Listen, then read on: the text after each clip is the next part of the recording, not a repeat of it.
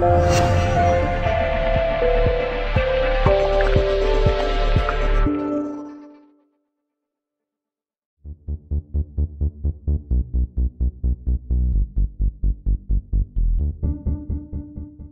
Paul Hart, welcome back to Edgeley Park. What is it like seeing these old friends, old colleagues from 1972-73? Oh, I've already had a great day. It's been fantastic, and I've been looking forward to this for since I got the invitation from Marcus, and it really is good to see. One or two I've seen over the since I left and all that sort, but many, the vast majority, we're meeting again for the first time. So it's bringing back lots of memories and reminding me how lucky I was to start at Stockport County.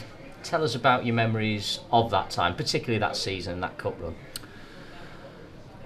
Well, that season, I remember in the summer we brought in some experienced players to go to more experience. Malcolm Russell especially, with Joe Ashworth, and we already had a bit of a base for people, and I thought, because the previous 2 years had been a bit of a struggle, one way or another. I think re-election one of the years or something like that. Anyway, we felt quite optimistic, but not to the extent that we would actually go to Crystal Palace and beat them, who were at that very moment were top of the league in the first division, and then to beat West Ham.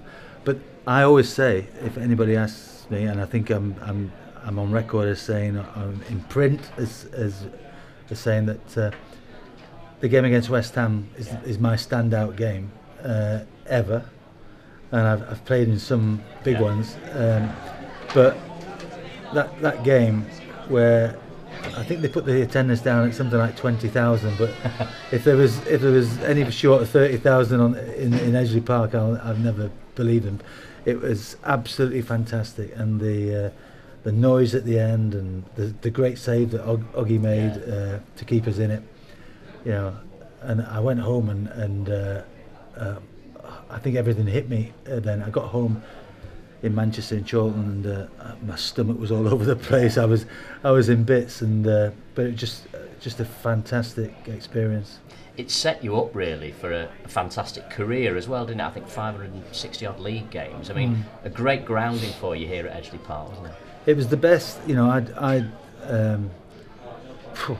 took some stick, both verbally and physically, from my teammates, because I had an opinion on how I was going to play football, and I had to realise quite quickly that as much as I'd want to play it that way, there was other things to adapt to, and they helped me to adapt, and they taught me life skills, and they taught me how to be humble and realise how lucky I was to be in football. This club, I was so lucky. Steve Fleet brought me in here, and I had nowhere to go, no other clubs interested. I was 17, just started my A-levels, and he brought me in, and I've made my debut 2 weeks later. But this club gave me the impetus to be whatever I became, but without it I would have been nothing. You've had a great managerial career as well as a great playing career, and still coaching these days, still involved with Leeds United? Yes, still very much involved. I can't retire. I've contemplated it, but I'm no good in retirement yet. So, unfortunately for those kids, they're going to have to put up with me for a bit longer. That's brilliant, Paul. We won't keep you too much longer from your colleagues. Thanks so much for your time, and thanks for coming down today. Thanks a lot.